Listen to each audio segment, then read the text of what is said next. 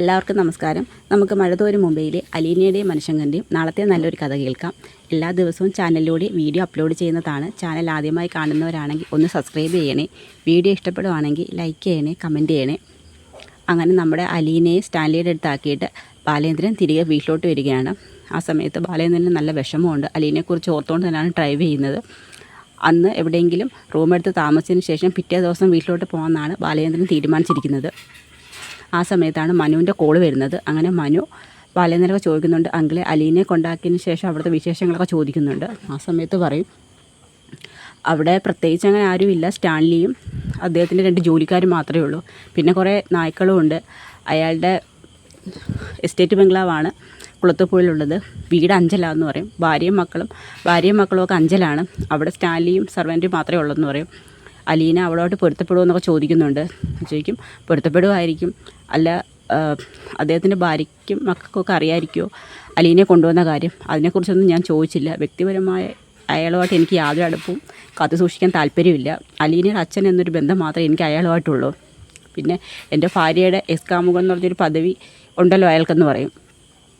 അല്ല, ഞാൻ അലീനയെക്കുറിച്ച് കുഴപ്പമൊന്നുമില്ല, അവൾ സന്തോഷമായിട്ടിരിക്കുമായിരിക്കും എന്നൊക്കെ പറയും. പിന്നെ എന്തെങ്കിലും ബുദ്ധിമുട്ടുണ്ടെന്നുണ്ടെങ്കിൽ എന്നെ വിളിച്ച് പറയാൻ പറഞ്ഞിട്ടുണ്ട്. അതുപോലെ തന്നെ ഇറങ്ങാൻ നേരത്ത് ഞാൻ സ്റ്റാൻലിയുടെ അടുത്ത് ഒരു കാര്യം പറഞ്ഞു, നിങ്ങൾക്ക് അവളെ കൊണ്ട് എന്തെങ്കിലും ബുദ്ധിമുട്ടുണ്ടെന്നുണ്ടെങ്കിൽ ഒരു ഫോൺ കോൾ ചെയ്താൽ മതി, അവളെ ഞാൻ തിരികെ കൊണ്ടുപോയിക്കോളാമെന്ന് ഞാൻ അയാളുടെ അടുത്ത് പറഞ്ഞിട്ടുണ്ടെന്നും മനുവിൻ്റെ അടുത്ത് പറയുന്നുണ്ട്. ആ സമയത്ത് ചോദിക്കും, നീ ഇപ്പോൾ എവിടെ, വീട്ടിലാണോ എന്ന് ചോദിക്കും. അതെ അങ്കിൾ, ഞാനിപ്പം അങ്കിളിൻ്റെ വീട്ടിലുണ്ടെന്ന് പറയും. എൻ്റെ വീട്ടിലോ? അതെ, ഞാൻ ആൻറ്റിയെ കൊണ്ട് വന്നതാണെന്ന് പറയും. ഓ, വൈജി അവിടെ വന്നോ എന്ന് ചോദിക്കും. ആൻറ്റിയുടെ ശത്രു പോയില്ലേ, അപ്പോൾ അതുകൊണ്ട് വന്നതാ, ഒരു യുദ്ധം ജയിച്ച് വന്ന സന്തോഷമുണ്ടെന്ന് പറയും. യുദ്ധം ഇനി തുടങ്ങാൻ പോകുന്നതല്ലേ ഉള്ളൂ, അവളെല്ലാം വിജയിച്ചെന്നുള്ള രീതിയിലായിരിക്കും അങ്ങോട്ട് കയറി വന്നത്. ശരിക്കുള്ള സത്യം അറിഞ്ഞു കഴിയുമ്പോഴല്ലേ ശരിക്കുള്ള യുദ്ധം തുടങ്ങാൻ പോകുന്നതെന്നൊക്കെ പറയുന്നുണ്ട്. ശരി, അങ്കിൾ ഇന്ന് വരുന്നുണ്ടോ? ഇല്ല, ഞാൻ ഇന്ന് വരുന്നില്ല. ഇന്ന് എനിക്ക് അങ്ങോട്ട് വരാൻ പറ്റിയൊരു മാനസികാവസ്ഥയല്ല. അങ്ങോട്ട് വരുമ്പം അച്ഛാന്ന് വിളിച്ചുകൊണ്ട് എൻ്റെ മോള് കഥക് തുറന്ന് വരുന്ന ഓർമ്മയായിരിക്കും എനിക്ക്. അതുകൊണ്ട് തന്നെ ഇന്ന് ഇവിടെ എവിടെയെങ്കിലും സ്റ്റേ ചെയ്തിട്ട് നാളെ രാവിലെ അങ്ങ് എത്തുമെന്ന് പറയും. ശരി അങ്കിളെ എന്നാണ് ഫോൺ കട്ട് ചെയ്യുന്നുണ്ട്. അതിനുശേഷം വൈജ ബാലചന്ദ്രൻ്റെ റൂമൊക്കെ പരിശോധിക്കുകയാണ്. ലാപ്ടോപ്പിനകത്ത് അലീനയ്ക്ക് കൊടുത്തുവിട്ട സാധനങ്ങളിലേക്ക് കണക്കെടുക്കുകയാണ്. ആ സമയത്ത് രോഹിത് അങ്ങോട്ട് വന്ന് ചോദിക്കും, മനുവേട്ട ആരാ വിളിച്ചത്? അച്ഛനാണോ? അങ്കിളാണ് വിളിച്ചത്. അലീനെ അവിടെ കൊണ്ടാക്കിയതിന് ശേഷമുള്ള വിശേഷങ്ങളൊക്കെ ചോദിച്ചു. ചേച്ചി അവിടെ സുഖമായിട്ടിരിക്കുന്നു, കുഴപ്പമൊന്നും ഇല്ലെന്നാ അങ്കിൾ പറഞ്ഞതെന്ന് പറയും. ആൻറ്റി എവിടെ? അച്ഛൻ്റെ റൂമിലുണ്ടെന്ന് പറയും. അങ്ങനെ രോഹിത്തും മനുഷ്യങ്കനും കൂടി ചേർന്ന് റൂമിലോട്ട് പോവുകയാണ്. ആ സമയത്ത് വൈജി അവിടുന്ന് ലാപ്ടോപ്പിൽ കണക്ക് നോക്കുകയാണ്. അല്ല, ആൻറ്റി ഇവിടെ എന്തോ നോക്കുന്നതെന്ന് മനു ചോദിക്കുന്നുണ്ട്. ആ സമയത്ത് വൈജ പറയുന്നുണ്ട്, എന്താ നിനക്ക് കണ്ടാൽ അറിയത്തില്ലേന്ന് ചോദിക്കും. ഉടനെ രോഹിത് ചോദിക്കും, അല്ല അമ്മ എന്തിനാ അച്ഛൻ്റെ ലാപ്ടോപ്പൊക്കെ പരിശോധിക്കുന്നു ചോദിക്കും. എന്താടാ, എനിക്കിവിടെ എനിക്ക് ബാലേന്ദ്രൻ്റെ മുറിക്കകത്തൊന്നും പരിശോധിക്കാനുള്ള യാതൊരു അധികാരം ഇല്ലെന്ന് ചോദിക്കും. പരിശോധിച്ചപ്പോഴല്ലേ ഓരോന്നും ഞാൻ കണ്ടേന്ന് പറയും. അമ്മ എന്ത് കണ്ടെന്നാ? ഓഹോ, അതിന് ഞാൻ തന്നെ പറഞ്ഞു തരാം, നീയൊക്കെ അങ്ങോട്ട് താഴോട്ട് വരാൻ പറയും. അങ്ങനെ താഴേലോട്ട് രണ്ടുപേരും ഇറങ്ങി ചെല്ലുകയാണ്.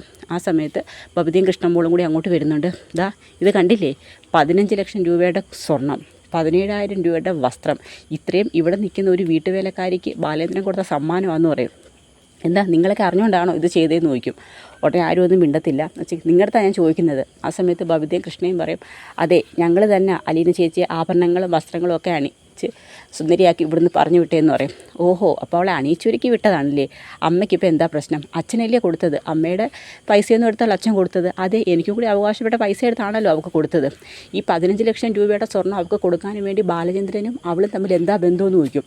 അപ്പോഴത്തേക്കും നമ്മുടെ മനുഷ്യൻ പറയും, അങ്കിള് തിരിച്ചു വരുമല്ലോ, വരുന്ന സമയത്ത് ആൻറ്റി തന്നെ അങ്കിളിനോട് ചോദിക്കും അലീനയും അങ്കിളും നമ്മളുടെ ബന്ധം എന്താണെന്നുള്ളത്.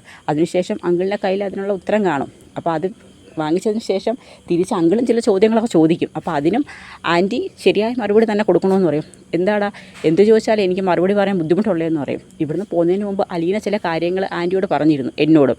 അതൊക്കെ മനസ്സിൽ വെച്ചുകൊണ്ട് വേണം അങ്കിളിനോട് ഓരോ ചോദ്യങ്ങൾ ചോദിക്കാനെന്ന് പറയും. അപ്പോഴത്തേക്ക് പെട്ടെന്ന് ആഗ്രഹം ജീവിച്ച കഥയുടെ കാര്യം പെട്ടെന്ന് അലീന പറഞ്ഞത് വൈജയ്ക്ക് ഓർമ്മ വരും. 2 മിനിറ്റത്തേക്ക് വൈജ സൈലൻ്റ് ആവുകയാണ്.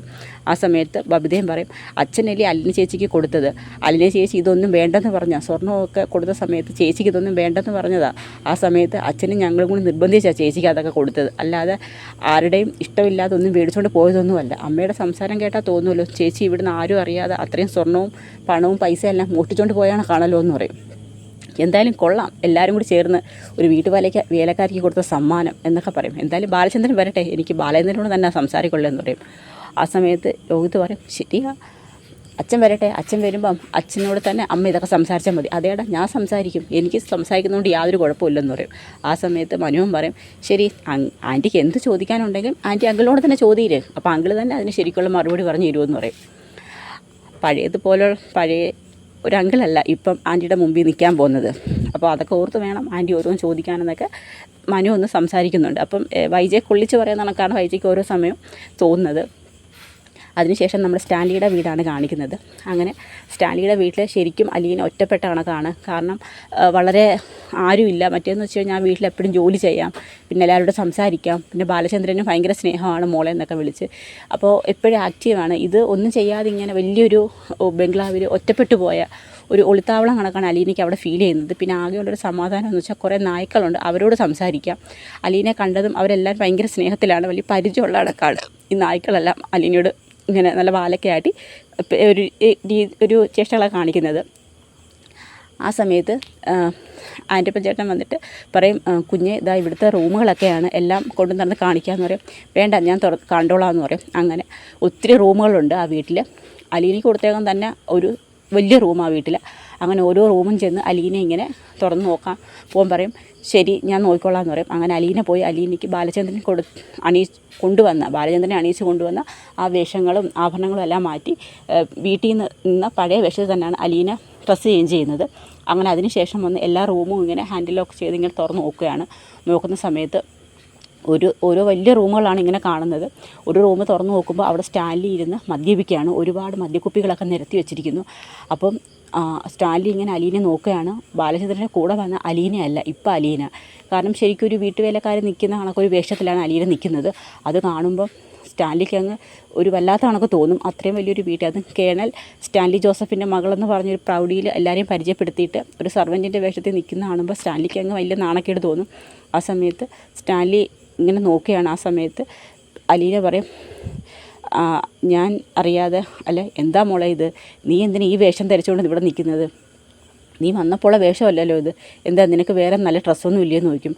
അത് വേഷത്തിലല്ലല്ലോ കാര്യം, സ്വഭാവത്തിലല്ലയോ എന്ന് പറയും. മോളെ നീ ഇപ്പോൾ നിൽക്കുന്നത് സ്റ്റാൻലി ജോസഫിൻ്റെ ബംഗ്ലാവിലാണ്, കേണൽ സ്റ്റാൻലി ജോസഫിൻ്റെ മകളാണ് നീ. ഞാൻ അങ്ങനെയാണ് നിന്നെ എല്ലാവരുടെ പരിചയപ്പെടുത്തിയത്. അപ്പോൾ ആ ഒരു പ്രൗഢി തന്നെ വേണം നീ നിൽക്കാൻ. നിനക്ക് നല്ല വസ്ത്രങ്ങളില്ലെങ്കിൽ ഞാൻ പറഞ്ഞില്ലേ തിരുവനന്തപുരത്തോ പുനലൂരോ പോയി നമുക്ക് ആവശ്യമുള്ള ഡ്രസ്സ് എടുക്കാമെന്നുള്ളത്. നിനക്ക് ഇഷ്ടപ്പെട്ട വേഷം എന്താണെന്ന് പറഞ്ഞാൽ മതി. സാരി ആണെങ്കിൽ സാരി, ചുരിദാറാണെങ്കിൽ അത്, നമുക്ക് എവിടെയാണെന്ന് വെച്ചാൽ പോയി എടുക്കാം.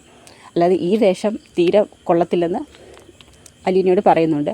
അപ്പോൾ അലീന പറയും, എനിക്ക് ഈ വേഷമാണ് ഇഷ്ടം, ഞാൻ ഓഫനേജ് ചെയ്യുന്ന സമയത്തും തീരെ വില കുറഞ്ഞ ഡ്രസ്സുകളാണ് ധരിച്ചിട്ടുള്ളത്. അതന്ന്, ഇപ്പോൾ അങ്ങനെ അല്ലല്ലോ. വീട്ടിൽ നിൽക്കുമ്പോൾ അച്ഛനും എൻ്റെ ഒന്നും പറയാറില്ല എന്ന് പറയും.